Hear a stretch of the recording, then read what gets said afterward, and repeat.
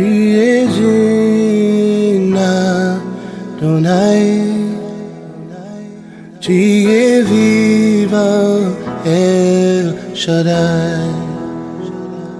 Tu es digne, les lions. À toi toute la gloire, Yeshua.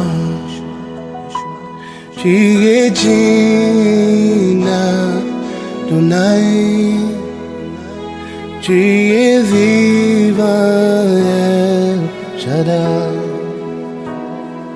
Tu es digne, El Elyon. À toi la gloire, Yeshua. Tu es digne, mon berger. Tu es ma forteresse et ta lumière me conduira dans ce monde rempli de ténèbres. Tu es digne, Adonai. Tu es vivant, El Shaddai. Tu es digne, El Elyon. Mon cœur est rempli de joie. Tu es digne, mon sauveur. Tu es ma forteresse, ma victoire. Tu es ma force, ma justice. Tu es ma paix. Seigneur, tu es digne, Adonai. Mon cœur est rempli de toi. Tu es digne, Adonai. Mon cœur, mon amour, Yeshua. Tu es digne, tu es digne. Mon cœur est rempli de joie. Tu es digne, tu es saint, tu es majestueux. Mon amour est Shaddai. Tu es ma victoire. Tu es ma force, ma justice et ma paix. Yeshua, ma victoire. Tu es ma force, ma justice, ma paix. Tu es tout. Tu es ma victoire. Tu es ma force, ma justice, mon sauveur et ma paix, ma victoire. Tu es ma force, ma justice, Yeshua. Oui, tu es digne, Adonai. Mon cœur est rempli de joie. Tu es digne, Elyon. Mon âme est remplie de toi. Tu es digne, tu es digne, digne, Yahweh. Tu es digne, très digne, digne, Yahweh.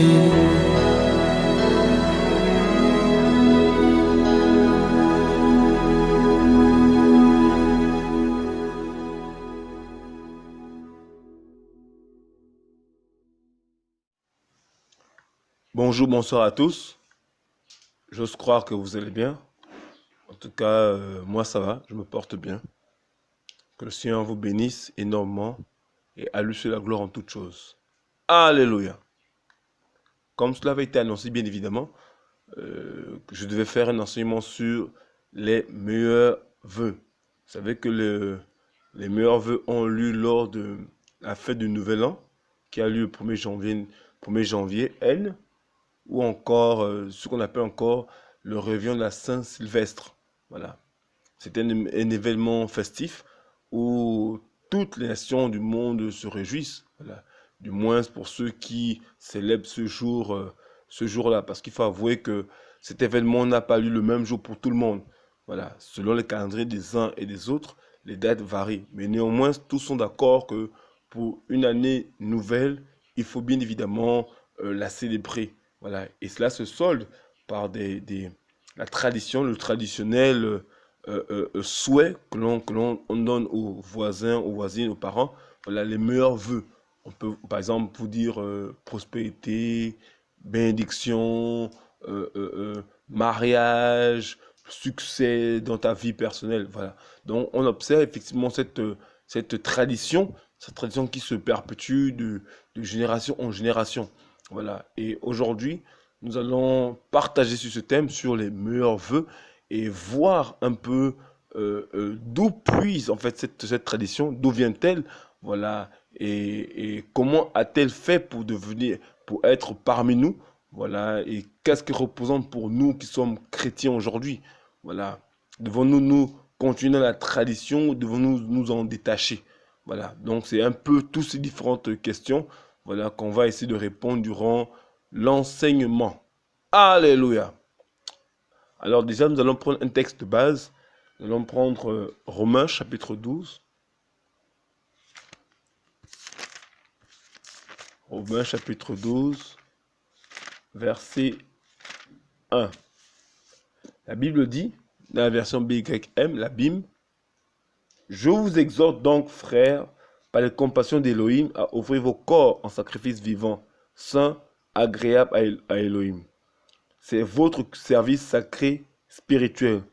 Ne vous conformez pas à cet âge-ci, mais soyez transformés par le renouvellement de votre pensée, afin que vous éprouviez quelle est la volonté d'Élohim, ce qui est bon, agréable et parfait. » Je vais lire le même passage dans la version Osterwald.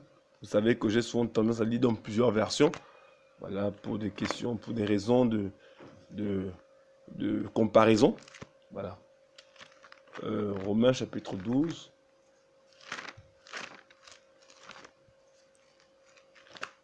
Romains chapitre 12.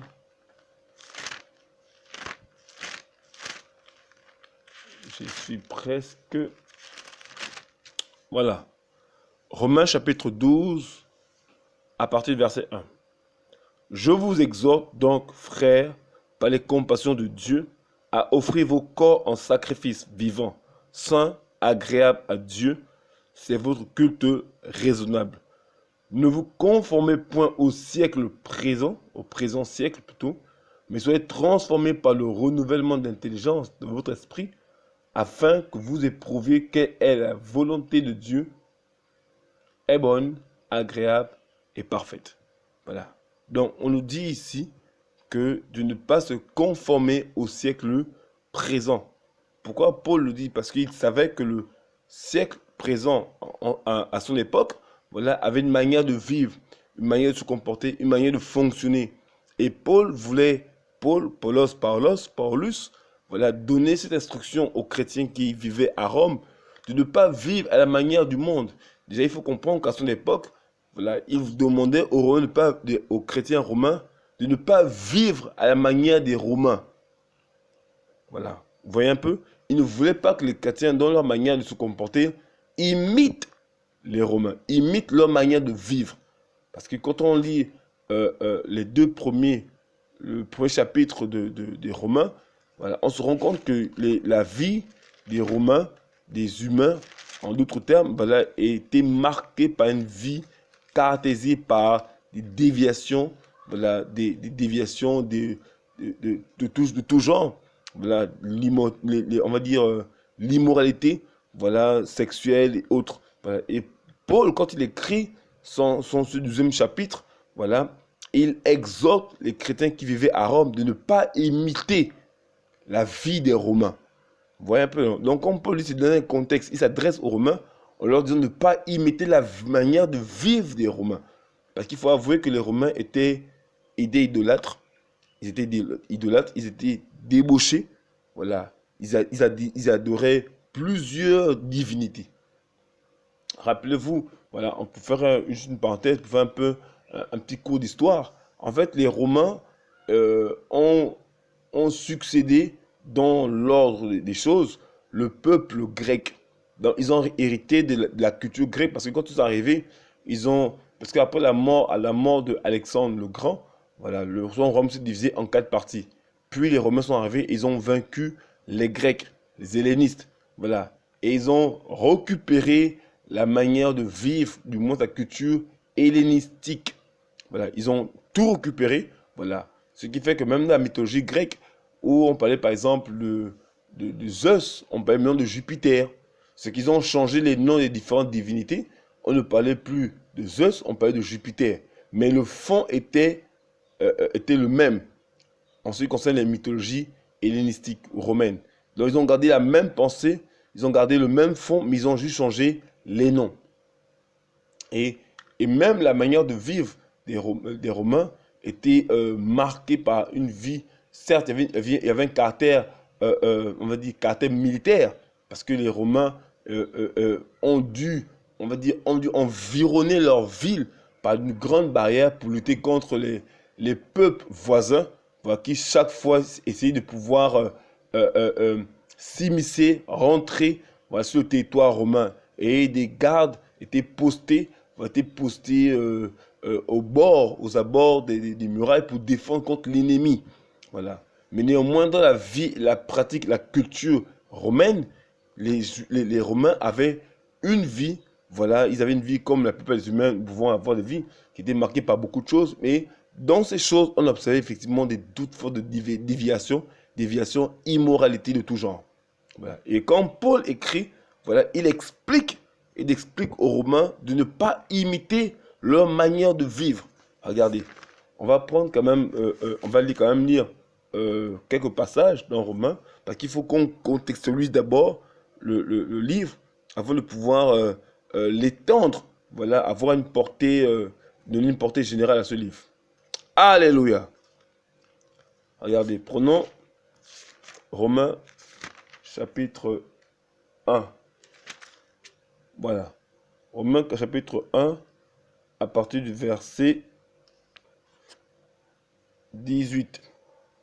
Car la colère d'Élohim se révèle du ciel contre toute impiété et toute injustice des humains qui retiennent la vérité dans l'injustice.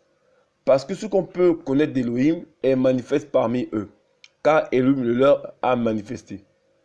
Car ces choses invisibles, mais aussi sa puissance éternelle et sa divinité se voient clairement depuis la création du monde, dans ses ouvrages quand on y réfléchit, pour qu'ils soient inexcusables.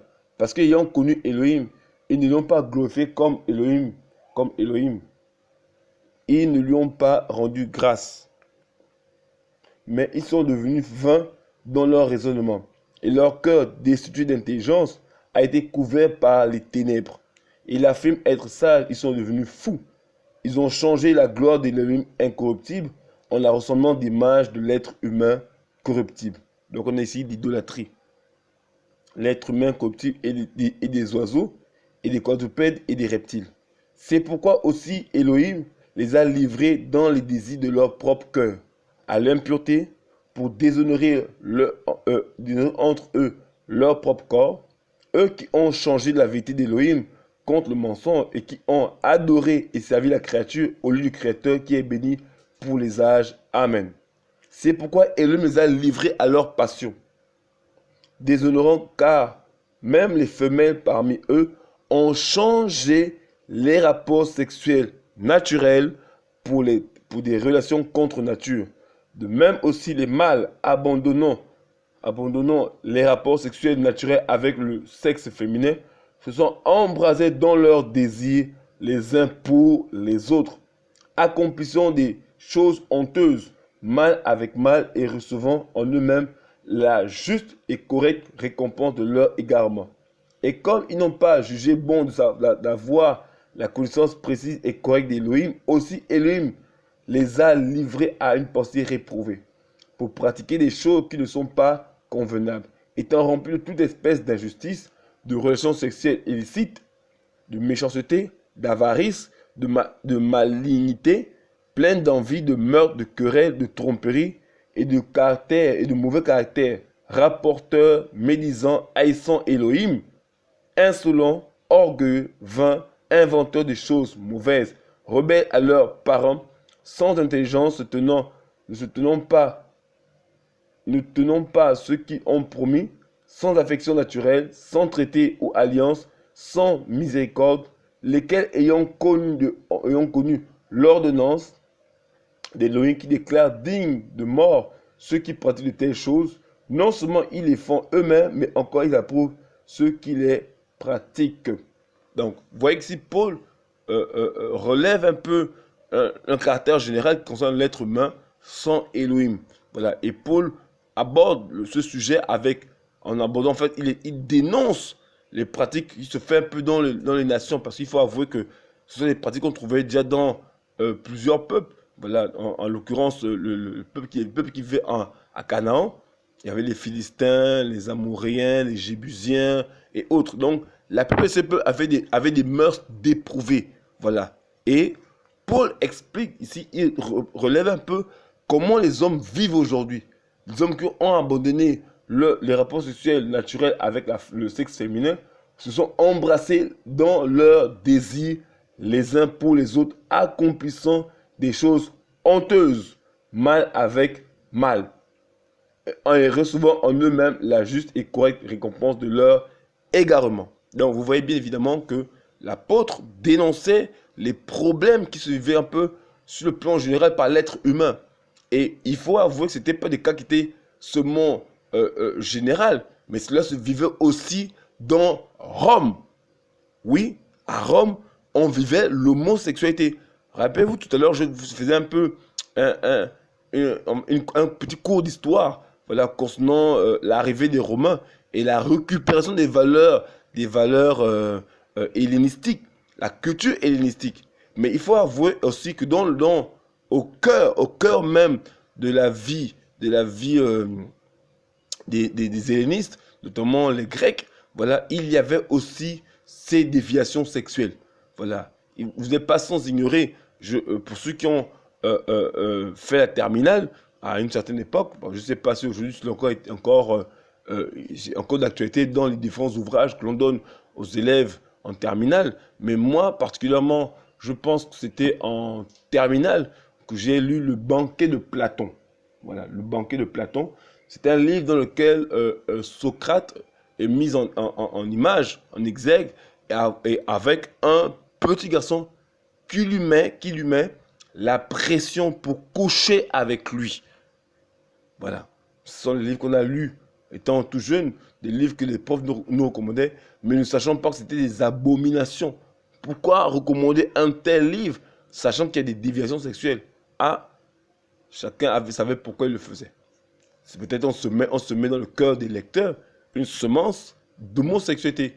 Mais je ne peux pas m'appuyer dessus parce qu'on ne sait pas vraiment quelle était la motivation de ces personnes-là. Certes, néanmoins, dans le livre, il est question de ça. Voilà, le livre, le Banquet de Platon. Voilà. Donc, vous voyez bien que c'était un livre qui a été recommandé et qui fait en fait à l'intérieur le culte de l'amour. Voilà, le culte de l'amour, c'est pas un livre que je recommande aux gens à lire, c'est un livre abominable. Voilà, parce que quand on veut sérieusement instruire les gens, instruisons-les non pas sur des valeurs qui sont contre nature. Voilà. Donc c'est vous voyez bien que dans la culture hellénistique, voilà, l'homosexualité était normale. C'est-à-dire qu'en Grèce antique, il était normal de pouvoir avoir non seulement une femme, mais aussi avoir un amant. Voilà. Et souvent les hommes avaient des amants. Voilà, des petits garçons comme amants. Donc ce qui fait que dans la Grèce antique, la pédophilie était tout à fait normale.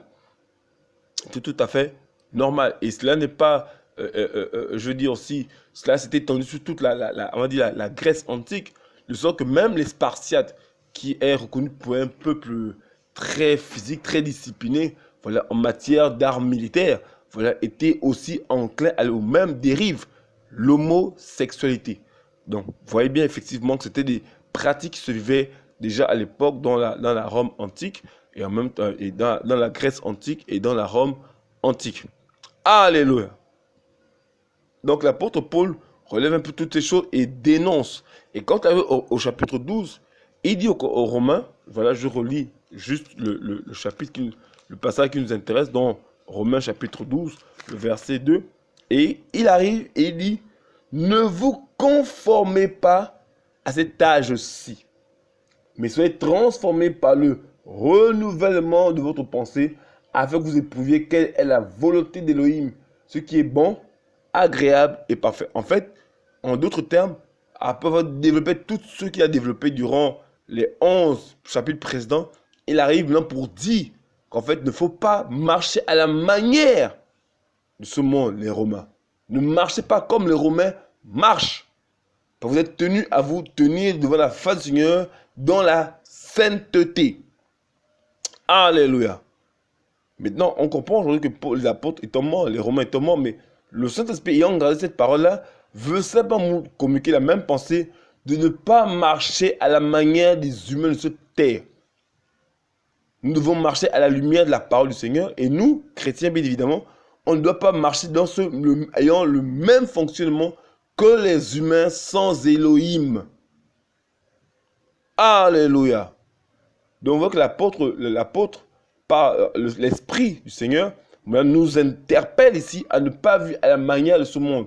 C'est que le monde a une manière de vivre, de se comporter, voilà, mais nous devons marcher de manière différente. Et cela n'est pas sans conséquence, parce que lorsque vous ne vous comportez pas comme les humains, ce monde, vous êtes traité de sectaire, vous êtes traité de tous les noms, voilà, parce que vous estimez que vous ne marchez pas comme eux, et que vous êtes légaliste, voilà, vous êtes exclusif, voilà, vous ne voulez pas vivre à la manière des autres, et ça crée des frustrations, voilà, ça crée des frustrations. Par exemple, aujourd'hui, je suis enseignant, pas de formation, voilà, mais j'observe que souvent, nos élèves, ils viennent à l'école, voilà, avec des vêtements qui, à la limite, est considéré comme étant des vêtements de chiffon. La dernière fois, j'ai discuté avec une de mes jeunes filles, et je lui disais, mais pourquoi tu viens avec un pantalon qui nomme Destroy? Un Destroy, c'est je vais vous montrer l'image d'un Destroy. Voilà. Donc, vous voyez un peu facile à quoi ressemble un Destroy. Voilà, c'est un vêtement, voilà, qui est tendance aujourd'hui, comme on dit, voilà, qui fait la une, voilà, parmi les jeunes. Mais je peux vous assurer que à mon époque, c'était un vêtement à la limite qui restait à la maison. Donc, vous voyez que quand on dit ne pas se conformer, c'est pas vivre à la manière du monde. Et j'ai encouragé cette vie en lui disant que c'est pas un vêtement qu'il faut porter. Donc, vous voyez que quand l'apôtre Paul explique, il demande de vivre différemment de ce siècle. Voilà, il demande que l'on vive différemment de ce siècle. Alléluia. Voilà, de cet âge. Voilà, on doit vivre à la manière du Saint-Esprit. Alléluia. Maintenant, il faut bien évidemment revenir sur le sujet. Voilà, les meilleurs vœux. Voilà, comme vous savez, chaque année, comme on l'a dit en préambule, voilà, chaque début d'année, il y a cet événement-là, mais on se demande toujours, on est toujours là pour dire, Seigneur, du moins, nous sommes là, voilà, chaque début d'année, nous célébrons, du moins, je parle de nous au sens des humains, il y a cette célébration des humains sur l'étendue de la terre, voilà, et après, au deuxième coup de minuit, voilà, ça crie un peu dans ça et là, en disant aux gens, bonne année, voilà, meilleurs vœux, voilà, on souhaite toutes les bénédictions du monde, voilà, et après, à cette bonne année, sont rajoutés les termes prospérité, bénédiction, encouragement, mariage, on vous donne toutes sortes de vœux, voilà, toutes sortes de vœux, on vous donne toutes sortes de paroles, voilà, parce qu'on veut que cette année qui commence soit C'est une année de prospérité pour vous. Voilà. Voilà pourquoi les premiers, souvent les 3 premiers mois, il y a cette tendance à pouvoir sauter des bénédictions aux uns et aux autres. Voilà. Donc on va prendre, on va voir un peu dans l'histoire. On va faire un tour dans l'histoire pour savoir d'où vient cette expression, d'où vient cette habitude mondiale, culturelle, rituelle, d'où nous vient cette célébration. Alors, je vais prendre un texte, je vais d'abord prendre un autre texte, vous voyez, qui confirme effectivement le Romains 12, avant de pouvoir prendre ce que je veux dire. Jérémie, Irmaya, chapitre 10, versets 2 à 3. Irmaya 10, les versets 2 à 3.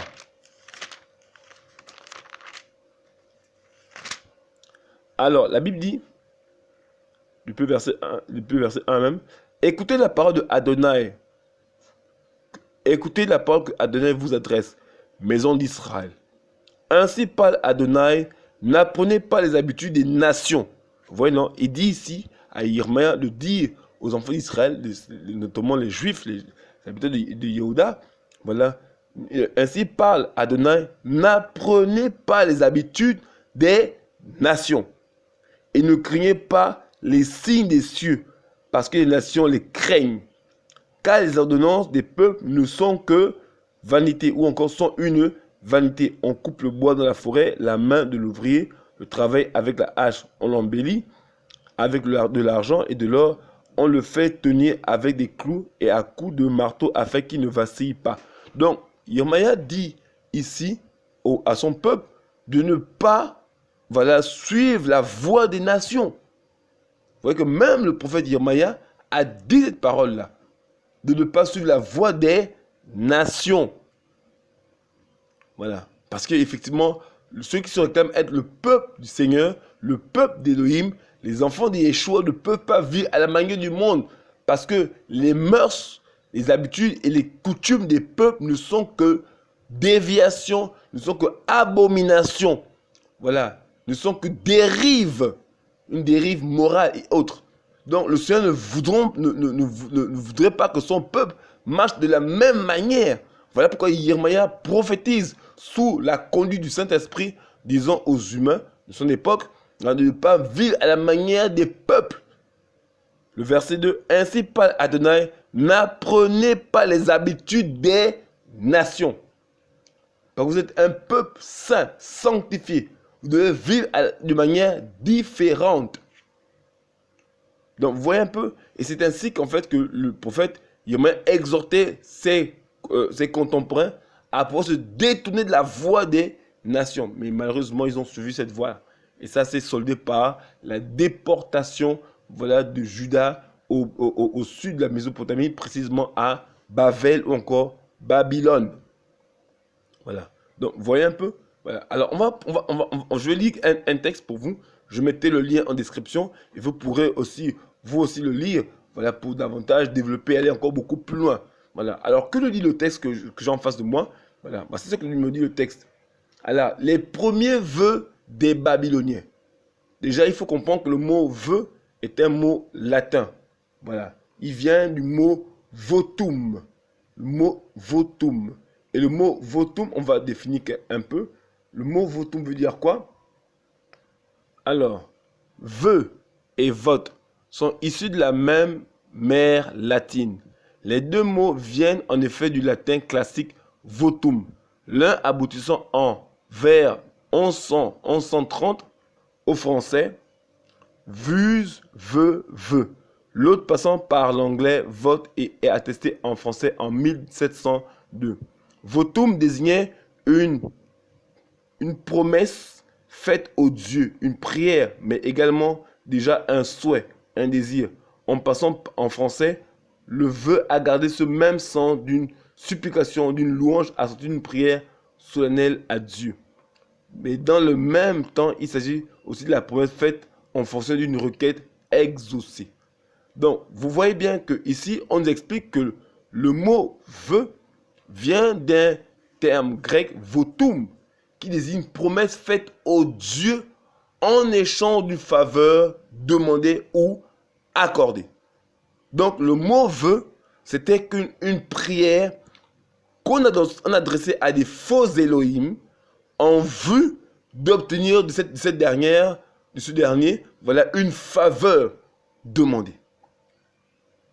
Donc on comprend que c'était une prière adressée à un faux Elohim, une fausse divinité, voilà, qui était une prière qui était adressée en vue d'obtenir une faveur, dont le mot vœu. Voilà.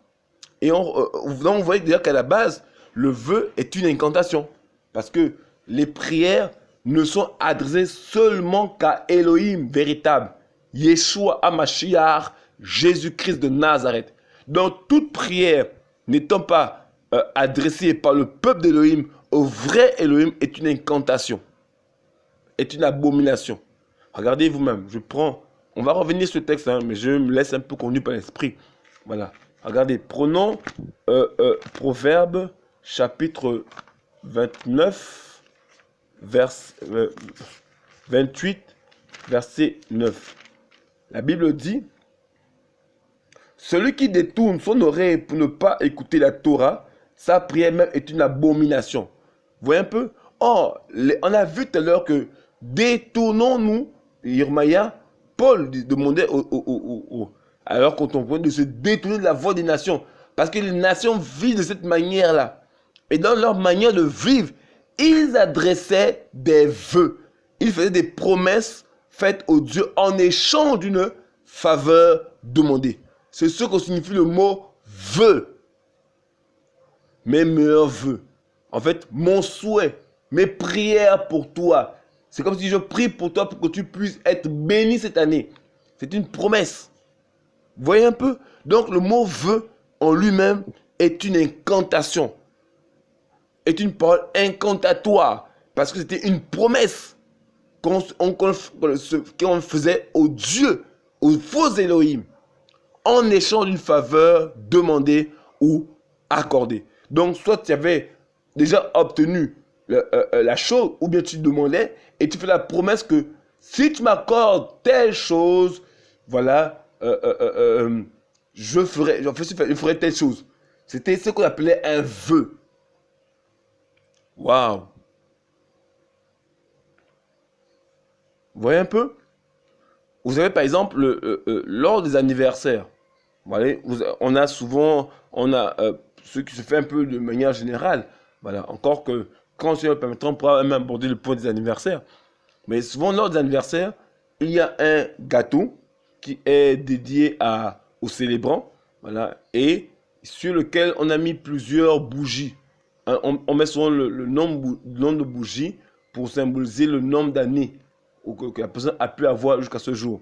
Et aujourd'hui, au lieu de mettre plusieurs bougies, on met juste une bougie qui montre en fait l'âge précis de la personne au moment où elle souffle la bougie. Et lorsque ça peut souffler la bougie, on dit « fais un vœu ». Vous voyez un peu? Fais un vœu. Et qu'est-ce qu'elle fait? Elle fait un vœu dans son cœur. Qu'est-ce qu'elle fait? Elle fait une promesse, mais là elle s'adresse à qui? C'est pas Yeshua, c'est à une divinité, c'est à une fée. Vous voyez un peu? Et ces habitudes sont rentrées dans nos maisons. Ces habitudes culturelles sont rentrées dans nos maisons. Et c'est les démons on invite dans nos maisons. Fais un vœu. Et elle aborde là, elle ne parle pas. Après elle souffle. Mais le vœu qu'elle a fait là, c'est pas Elohim. C'est pas Yeshua qu'elle a fait ça. Voilà. Mais on ne va pas s'épiloguer sur le point, mais juste pour relever un peu les différents endroits où on peut voir les vœux. Voilà. Voilà. Mais quand on voit par exemple dans la Bible, quand on parle de vœux, ça n'avait rien à voir avec ce qui se fait aujourd'hui. Regardez par exemple.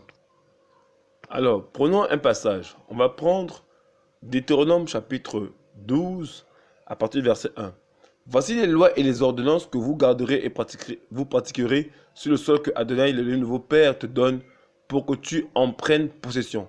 Tous les jours que vous vivrez sur ce sol. Vous détruirez tous les lieux où les nations que vous allez déposer servent leur Elohim, sur les hautes montagnes et sur les collines et sur tout arbre verdoyant.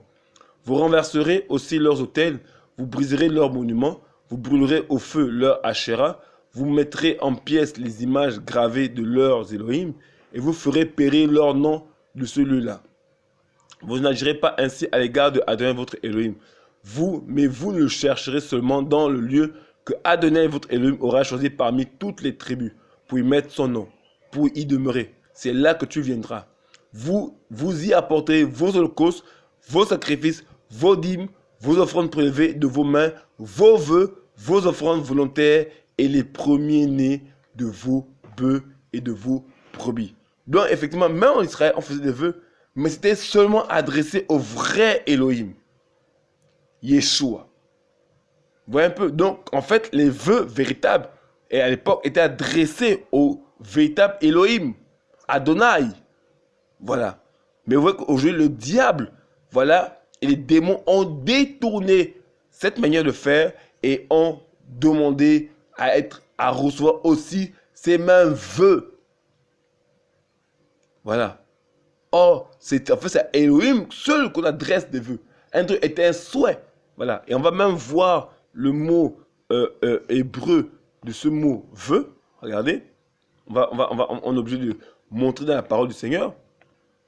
Alors, le mot vœu vient de l'hébreu neder, qui se traduit par vœu, offrande votive.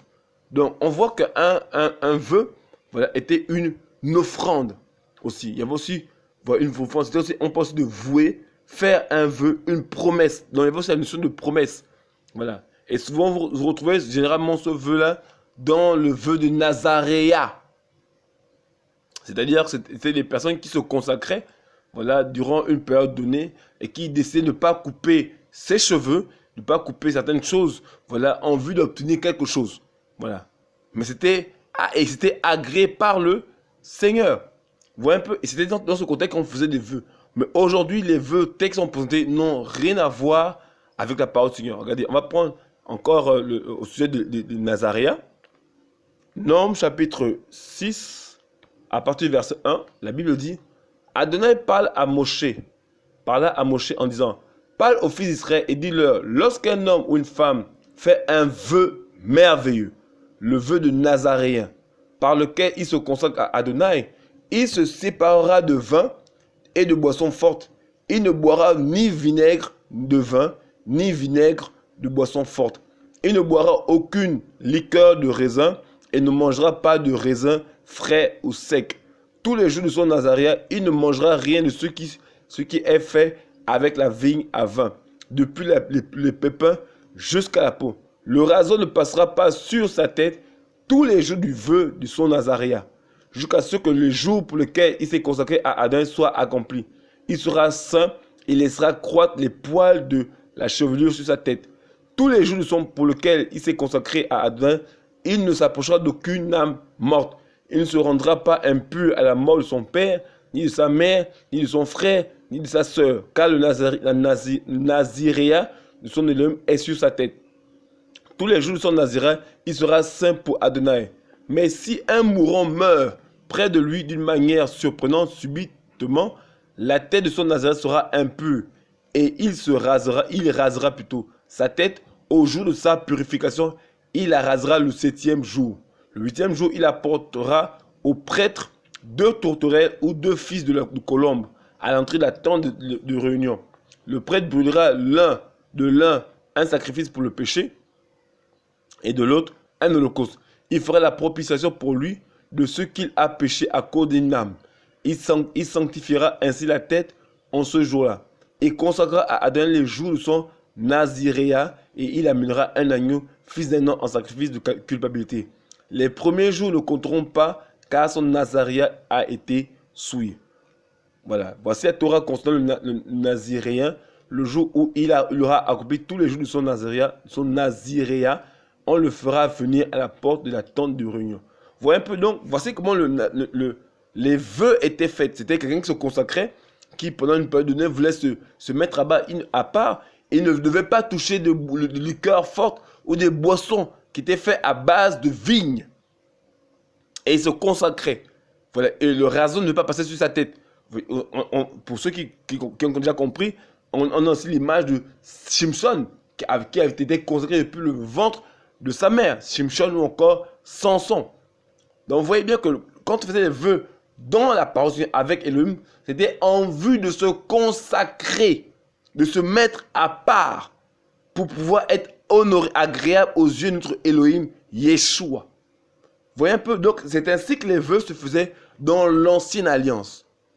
Mais vous voyez que les vœux tels qu'ils sont prononcés aujourd'hui dans le monde n'ont rien à voir avec ce qui se fait, avec la réalité de la parole du Seigneur. Au contraire, le jour, on va le voir au fur et à mesure, voilà, le jour de cette fête-là, la fête de la Saint-Sylvestre, les gens se livraient à l'alcool, à la boisson, à la débauche. Et ils te prononcent sur toi des vœux, mais c'est abominable. Et cette manière de faire, elle vient d'un peuple, notamment Babylone.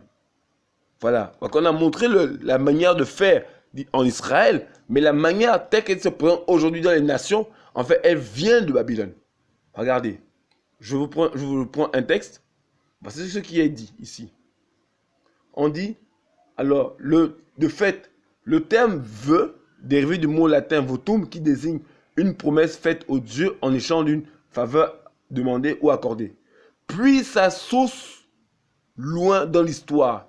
Il y a plus de 4000 ans, pendant 12 jours, les Babyloniens organisaient processions, cérémonies d'allégeance envers leur roi, ou couronnaient un nouveau monarque. Cette fête, la Kitou, était adressée aux dieux. En échange de leurs prières, les Babyloniens espéraient les bienfaits pour les mois à venir. Ce rituel avait lieu en mars, pendant la période des nouvelles semaines. Donc vous voyez qu'en fait chez les Babyloniens, on avait tendance à faire des vœux. Voilà. Donc il y avait plusieurs raisons. Voilà. Parce qu'on voulait obtenir quelque chose. Pendant 12 jours, les Babyloniens organisaient des processions, vous savez, comme des longues files de gens qui adorent une divinité. Et la divinité adorée à l'époque en Babylonie était Marduk-Bel. Voilà, c'était une autre nomination de Satan. Voilà. Donc, ils faisaient comme des longs cortèges où on adorait une divinité avec des tambours, des percussions et beaucoup d'autres instruments, des triangles. Voilà, c'était pour adorer leur divinité. Donc, et on organisait procession, voilà, cérémonie d'allégeance envers le roi ou couronner un monarque. Donc, c'était pour honorer, voilà, on va dire l'entité royale. Voilà. Et cette fête s'appelle l'Akitou. Donc, vous voyez bien que la manière de faire de cette fête vient de Babylone. Or, vous savez comment on dit que la Babylone est la mère de tout, en fait, elle est la mère de toutes les abominations de la terre, selon Apocalypse. Donc, on comprend qu'en fait, que d'elle vient tout ce qui est fait dans les nations. Elle est la source matière, la source, l'origine de toutes les abominations. Voilà. On poursuit dans la lecture. Il faut attendre Jules César en moins 46 avant Jésus-Christ, Yeshua, et l'instauration du calendrier julien pour que le 1er janvier marque le début de la nouvelle année. À cette date, les Romains honoraient Janus. Voilà, je vais vous donner tout à l'heure une image de Janus. Honoraient Janus aux deux faces, l'une tournée vers le passé, l'autre vers l'avenir. C'était le moment aussi où les Romains faisaient leur compte, une habitude conservée. Janvier est le mois des bilans comptables, celui où les sujets et les entreprises évaluent leurs échecs et leurs réussites, règlent leurs dettes, regardent leurs faillites et en face et affichent leurs objectifs. Voilà. Donc, vous voyez que, par contre, les Romains, voilà, les Romains adoraient en cette période-là, en fait, à l'époque de Jules César, voilà, ils avaient instauré en fait, la date du nouvel an, la date du début de l'année, qui est le 1er janvier, selon le calendrier julien. Voilà. Et c'était à partir de là qu'ils adoraient une divinité. Janus était un être, une divinité à deux visages. Attendez, je vous montre le visage de Janus. Voilà. Voilà à quoi ressemble Janus. Vous voyez un peu? C'était un être comme ça à deux visages. Voilà, deux visages. Donc, l'un des visages était tourné vers le passé et l'autre était tourné vers l'avenir. Ça veut dire qu'en célébrant la fête des Saint-Sylvestre, en fait, on regardait un peu le passé, on faisait table rase. En fait, on oubliait le passé pour se fixer vers l'avant. Voilà, mais c'était une divinité, c'était un démon. Voilà. Et il l'adorait, il était adoré. Alors, je vous prends un peu, je lis un peu de quoi les questions au sujet de Janus. Voici ce qu'on dit au sujet de cette entité, cette divinité. Voilà, dans cette divinité qui était adorée.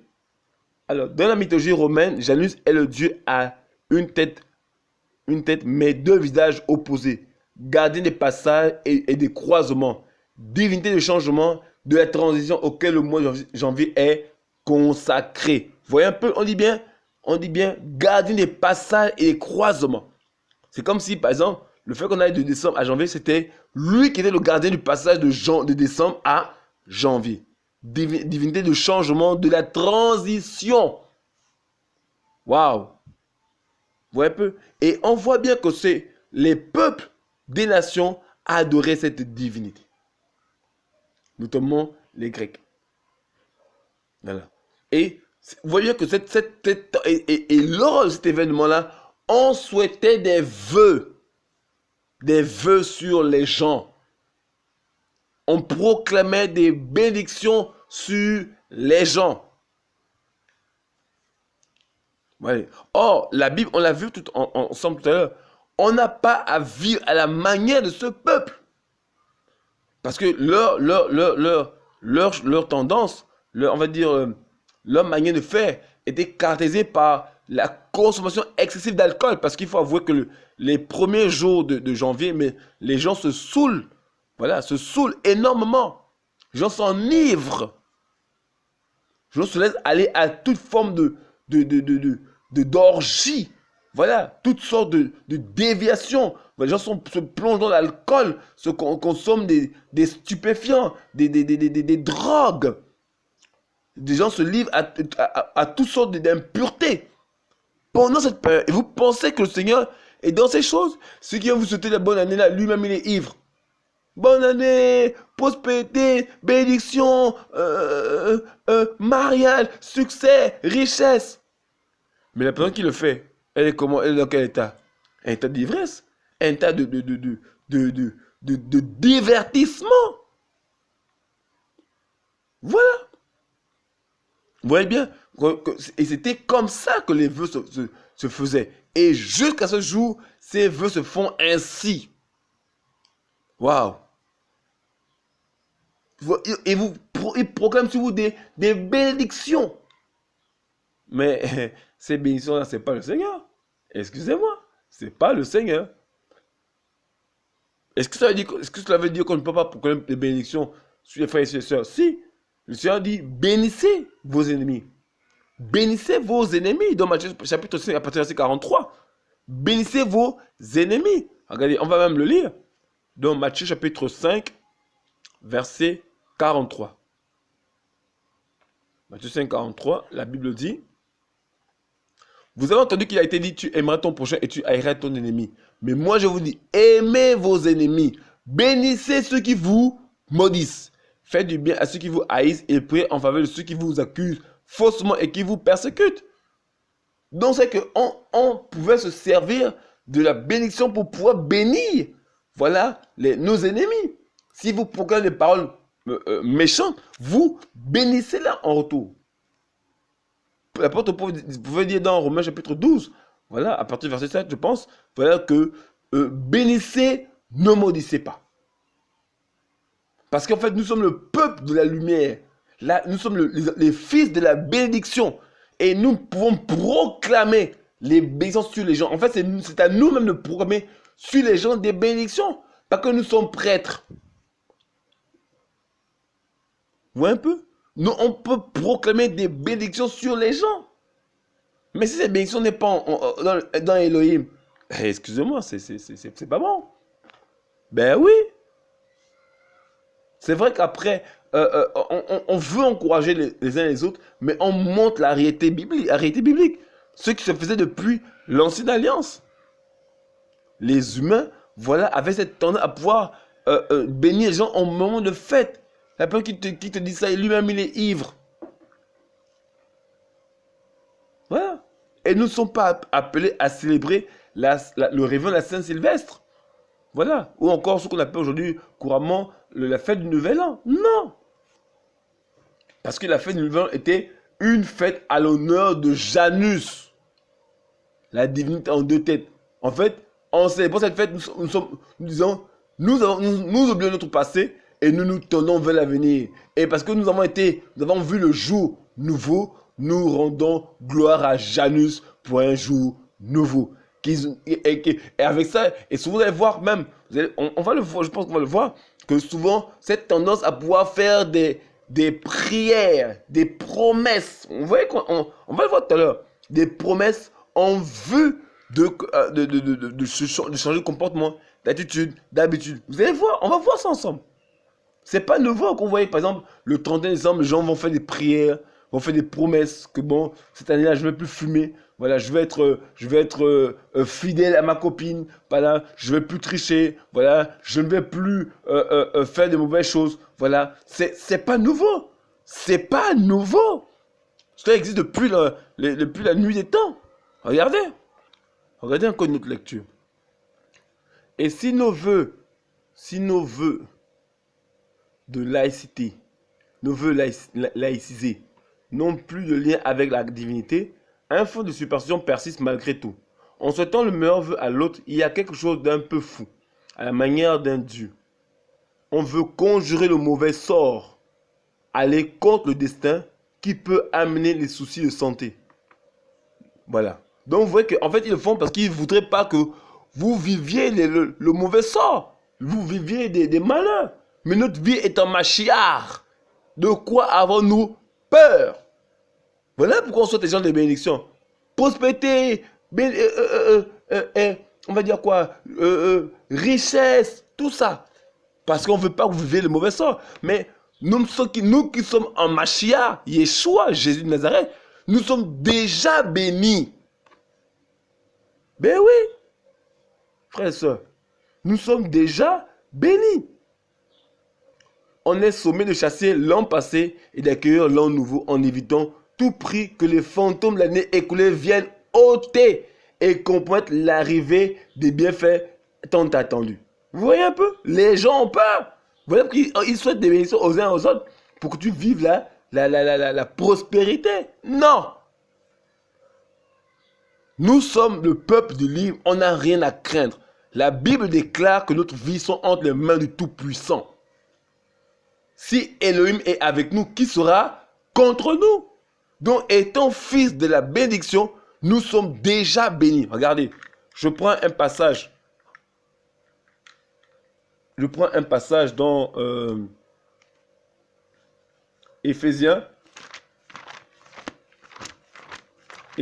chapitre 1, à partir du verset 1. Regardez. Éphésiens chapitre 1, à partir du verset 3 même. Béni soit l'Élohim et Père de notre Seigneur, Yeshua HaMashiach, qui nous a bénis de toute bénédiction spirituelle dans les lieux célestes en Mashiach. Donc, nous qui sommes en Mashiach, en Christ, nous sommes bénis de toute bénédiction. Donc, mon frère, là où tu m'écoutes, tu es déjà béni.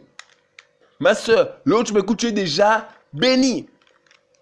Alléluia. On dit toute bénédiction. On n'a pas dit quelques bénédictions. Toute bénédiction. Vous voyez un peu, frère et soeur? Donc, ça veut dire, est-ce que ça veut dire qu'on ne peut pas sauter des bénédictions à mon frère? Si, sois béni, mon frère. Mais tu es déjà dans la bénédiction. Tu es béni et on veut encore ta bénédiction, mais pas la manière du monde. Non. Pas la bénédiction dans le vin. Non, je refuse une bénédiction comme ça. Je refuse ça. Je veux une bénédiction qui vient d'un enfant de l'homme qui me bénit. Voilà. Quelqu'un te souhaite des vœux, mais il est ivre. il sort de la débauche, il sort je ne sais pas de quelle sauce il est sorti, et il dit non, que la bénédiction soit sur toi. Non! Alléluia! Voilà. Nous sommes appelés à pouvoir bénir les uns et les autres. Vous savez, le Seigneur c'est nous la lumière du monde. C'est à nous de montrer le modèle aux gens. Nous sommes en Mashiach, nous sommes dans la bénédiction. Parce que notre Père est béni. Donc tout ce que nous faisons aussi est béni. Ben oui. Ouais, et c'est comme ça que le monde vit. Les gens sont dans le péché, sont dans le mal, sont dans toutes sortes de choses. Non. Nos parents, vous savez, il y a aussi cette réalité-là. Les parents, comme c'est eux qui nous ont mis au monde, par exemple, ils peuvent vous bénir parce que ce sont vos parents. Et là, le cadre est différent. Le cadre, il est différent. Voilà. C'est comme ça que les vœux se faisaient dans l'ancienne alliance. Du moins à l'époque, jusqu'à ce jour. C'était des vœux, des promesses adressées aux divinités. Oui. Et ça n'avait rien à voir avec la parole du Seigneur. Et nous, chrétiens, on ne doit pas marcher à cette manière. On ne doit pas attendre le 31, le 1er janvier pour sauter des bénédictions à un frère. Non. Non, non, non, non, non, non, non. On ne doit pas attendre un moment particulier pour pouvoir sauter à mon frère des bénédictions. C'est toute la vie. Comme par exemple, là, mes frères, soyez bénis. Mes soeurs, soyez bénis au nom de Yeshua. Voilà. Je n'ai pas attendu le 1er janvier pour pouvoir le faire. Non. Je peux faire tous les jours de la vie. Oui. Parce que c'est comme ça. C'est pour ça que nous sommes appelés à bénir les frères et sœurs. Nous sommes les fils de la bénédiction. Voilà. Vous voyez un peu, frères et sœurs? Voilà. C'est comme ça que les choses doivent se faire. On ne doit pas... c'est même à nous de bénir le monde. Oui, c'est à nous de bénir. Il dit prier, il dit bénissez vos ennemis. Oui, donc c'est à nous de bénir. On doit bénir les rois, on doit bénir les princes, on doit bénir les hommes des peuples. C'est à nous de les bénir. Comme, vous savez, nous sommes des prêtres, des sacrificateurs, et la parole bénie est sur nos lèvres. Mais c'est en tant que prêtre, c'est à nous de bénir les inconvertis. Mais tu vas maintenant te manger avec les païens. Bonne année, bénédiction, santé, prospérité. Non. Où est la place du chrétien? La Bible déclare dans les évangiles, voilà, vous êtes la lumière du monde. Donc c'est à nous de montrer aux gens comment on doit vivre. Mais comment toi tu vis à la même manière que les païens? Tu cries dans les rues, bonne année. Donc tu attendais le 1er janvier pour souhaiter de la bénédiction aux gens. Non. Je n'attends pas ce jour parce que je suis affranchi de la manière de vivre de ce monde, de ce siècle. Non. Les gens, par exemple, il y a des personnes quand ils me disent, mes vœux le meilleur, je lui dis, soyez bénis. Soyez bénis. Je l'attends, parce que, on va pas aussi choquer les gens, mais je leur dis, soyez bénis. Et je sais qu'en tant que prêtre, la parole que je déclare a un effet sur la vie de la personne. Et ça, ne soit pas accorder la santé, pas accorder la paix, la prospérité financière, parce que je suis prêtre, la parole bénie du Saint béni soit-il est sur mes lèvres. Rappelez-vous par exemple l'histoire de Élie. Élie le grand prêtre. Lorsque Hannah, voilà, est venue soupirer devant le Seigneur parce qu'elle était stérile. Il dit, mais ma fille, jusqu'à quand vas-tu faire passer ton vin? Elle dit, non, ne mets pas ta fille au même titre que le fils de Bélial. Voilà, mais après il dit que ce que tu demandes te soit accordé. Regardez, on va même le lire. On va même le lire, 1 Samuel. C'est à nous de montrer le chemin aux gens. C'est à nous de montrer aux gens comment on doit marcher. Regardez. 1 Samuel chapitre 1, verset 9. Rana se leva après avoir mangé et bu à Shilo. Et le prophète Élie était assis sur un siège près de l'un des poteaux du temple de Adonai.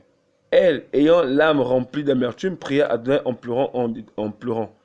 Et elle fit un vœu en disant, vous voyez, une promesse. Adonai Tsevaot.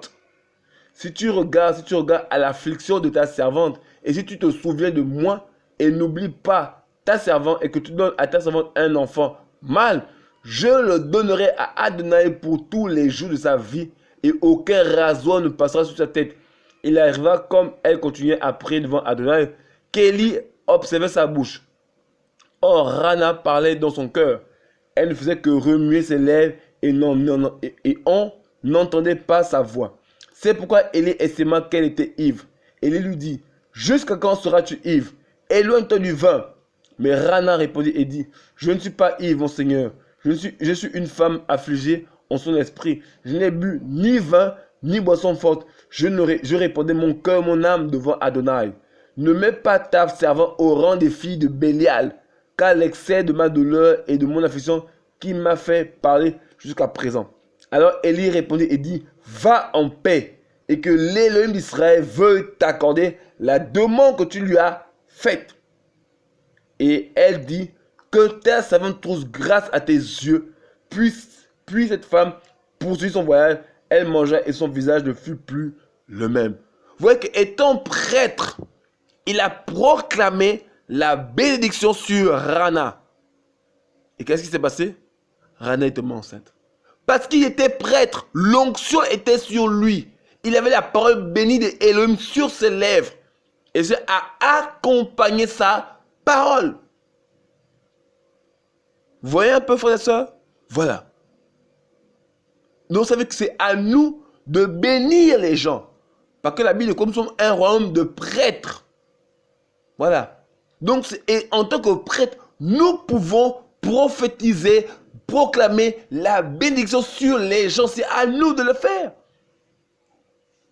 Voilà. C'est à nous de proclamer sur les gens la bénédiction. C'est ce qui doivent se faire. En tant que fils et filles d'Elohim, c'est à nous de bénir les gens. Parce que la parole bénie notre Elohim est sur nos lèvres. L'onction est sur nous. C'est à nous de proclamer la bénédiction sur les gens. Ne marchons pas comme les hommes de ce monde.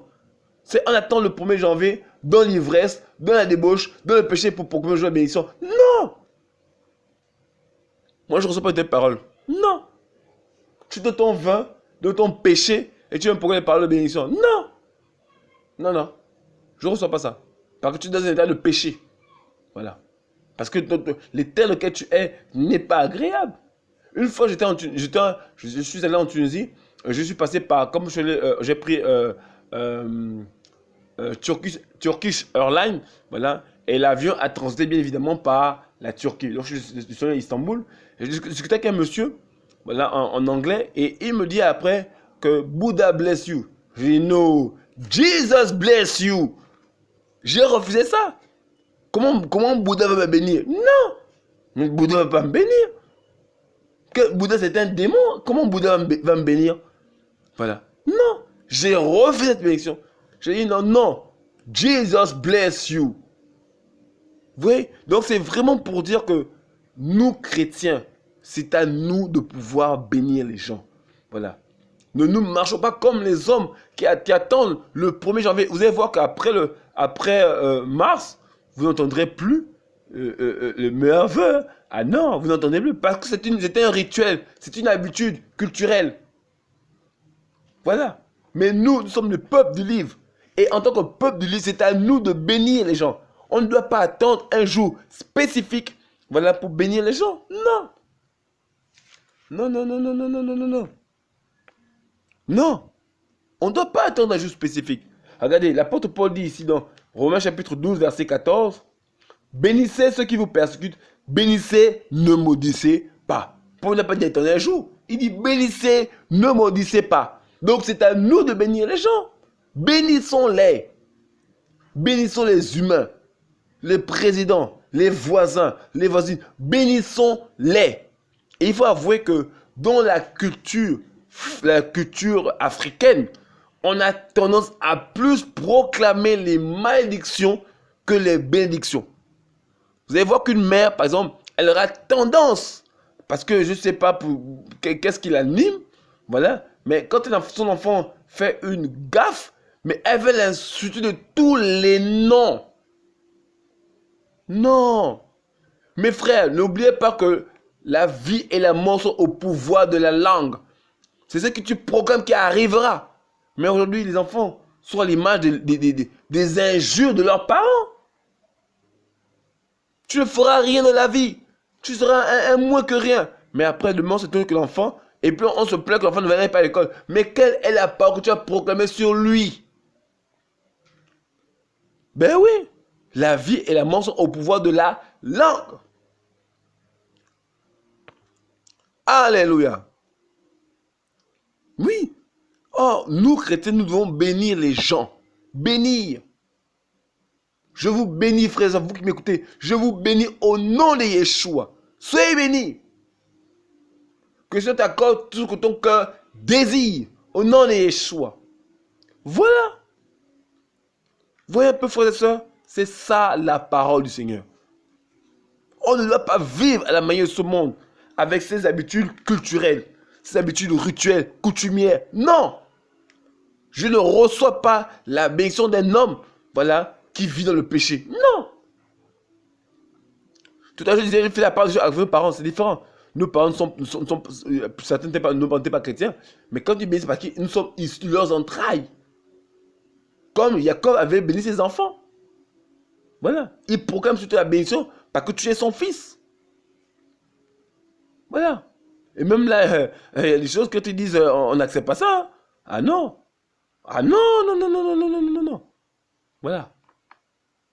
Donc, vous voyez que il y a vraiment... il faut qu'on change nos habitudes culturelles. Il faut qu'on les change. Nous ne devons plus marcher comme ce monde marche.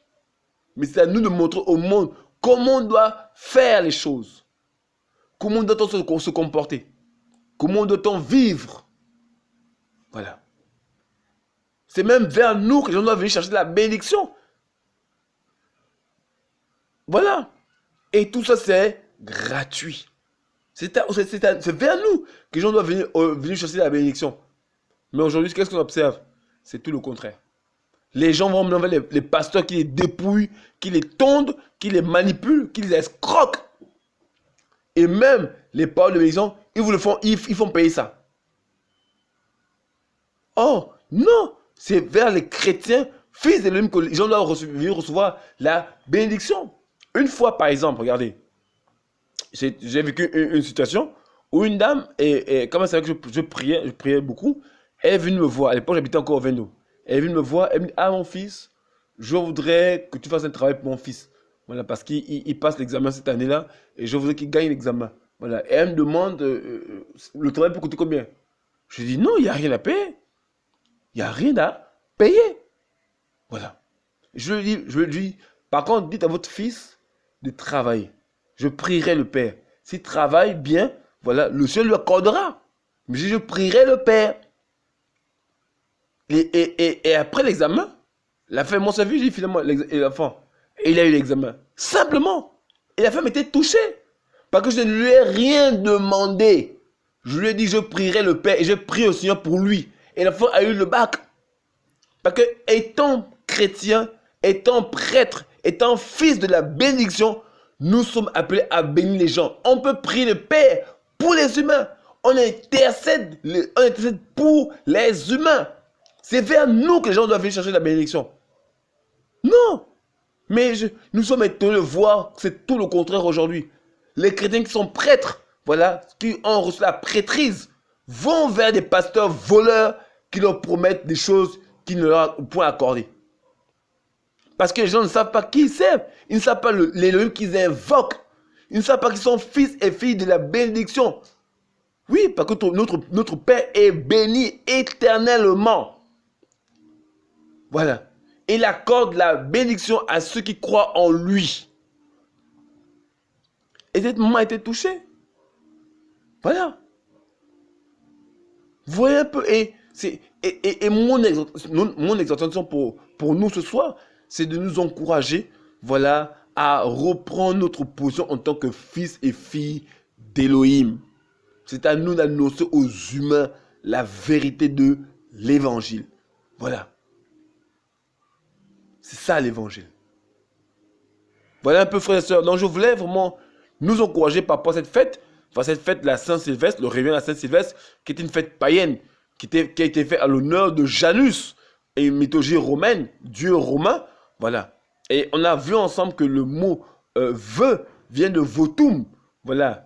Qui vient de votum, qui faisait allusion à un vœu, une promesse qu'on dirait au Dieu, en vue d'obtenir une faveur demandée ou accordée. Voilà. Mais on a vu que les chrétiens, eux, pas les chrétiens, à l'époque, dans l'ancienne alliance, l'on faisait des vœux, mais dans le cadre de la consécration. On a pris dans le chapitre 6, en faisant allusion au vœu de Naziréa, ou le vœu de Nazaréen. Voilà, cela se faisait à l'époque. Mais aujourd'hui, avec la nouvelle alliance, il n'y a plus de vœux de ce type. Nous sommes appelés, c'est vrai que chacun dans son identité peut faire des promesses au Seigneur. Voilà, ça c'est lui le Seigneur. Voilà. Mais aujourd'hui, quand on est en Christ, nous sommes bénis. Voilà. Et chacun dans son identité peut faire des vœux avec le Seigneur. Ça, c'est lui le Seigneur. Voilà. C'est lui et le Seigneur. Seigneur, si tu m'accordes telle chose, par exemple, je me rappelle, lorsque j'étais en cellule au Gros Bouquet, au jour de ma conversion, j'ai dit au Seigneur, si je sors de là, je te loue toute ma vie. Et je suis sorti de cellule et je loue mon Seigneur depuis bien quelques années déjà. J'ai fait une promesse au Seigneur et je tiens à ma promesse. Je lui dis, si je sors de là, je te loue toute ma vie. Et il a transformé ma vie. Donc, ça veut dire que les vœux ont toute valeur, mais elle est dans le but de se consacrer pour que Elohim, Yeshua, soit élevé, soit glorifié, soit magnifié. Voilà. Et on a vu que dans les vœux, voilà, on proclamait aux gens des bénédictions. C'est au contraire que de recevoir la bénédiction des inconvertis qui sont dans le vin, la boisson, l'alcool, la débauche, le péché. Non! C'est à nous de pouvoir proclamer au contraire sur les humains la bénédiction. Frère, on est un peuple dangereux. Ma prière, c'est que le Seigneur nous donne de comprendre, de réaliser ces choses. Nous sommes un peuple dangereux. Frère. Quand on dit démon sort au nom de Yeshua, le démon sort. Mais si n'a pas la parole que nous proclamons, les démons sortent. Mais à votre avis, si on proclame une bénédiction sur un frère ou une soeur ou un inconverti, mais la parole s'accomplira. Le Seigneur accomplit cette parole. Frère, il faut qu'on retrouve notre identité dans le Seigneur Mashiach, Yeshua. Alléluia. Voilà. Donc soyez bénis, soyez encouragés. Voilà. J'espère que cela vous a fait du bien parce qu'on veut effectivement ramener les gens à l'écriture. Nous sommes le peuple béni. On n'attend pas un jour, une période particulière pour proclamer sur les gens, sur nos vies, parce que tu peux bénir toi ta vie. Voilà. Parce que David veut dire, mon âme bénit le Seigneur. Bénit l'Éternel. Donc je peux proclamer sur ma vie des bénédictions. Je peux proclamer, je peux prophétiser sur ma vie des bénédictions. Ben oui. J'ai toujours dit, je ne mourrai pas, je vivrai, je raconterai les merveilles de Yeshua. Je le proclame. Mais vous voyez que David, quand il dit, mais il prophétise sur lui. Il dit quoi? Je ne mourrai pas, je vivrai, je raconterai les merveilles du Seigneur. Donc il prophétisait sur lui. Parce qu'il savait qu'il était loin.